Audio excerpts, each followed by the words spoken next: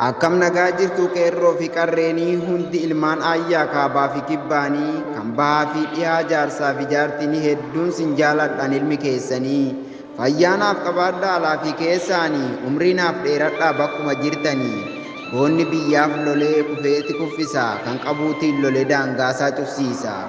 Lola guyyaa kaleessaatu warri aarsaa taatanii ulfaadhaa galatoomaa gumaa gootaa baaftanii. Gootonni kaleessa warri biyyaaf dhabnee amaanaa nutti kennan diina akka qeennagnee jettanii warri kaatan lolatti seentanii ulfaadhaa galatoomaa galmee seenaarra jirtanii.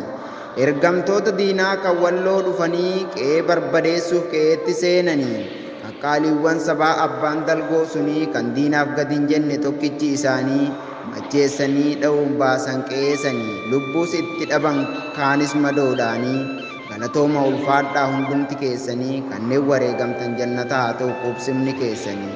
Yoo aangoo qabaatanis ummataaf jiraatuun fakkeenya isiniif haa ta'u bulchaan mataa horaa diina ciree fixe ummata isaa irraa kan kaleessaa kunoo tokkichi warra cirratti abduu quufaa sunii loleeti lolchiise lola kaleessanii ergamtoota diinaa torba lafaan ga'e achitti hafuusanii.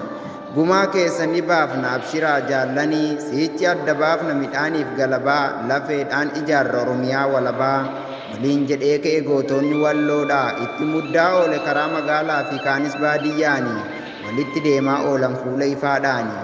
Kanneen wareegaman jannata haa ta'u qubsumni isaanii maatiidhaan salaama tokkicha dhabanii biyyaaf wareegaman ni jiran seenaanii.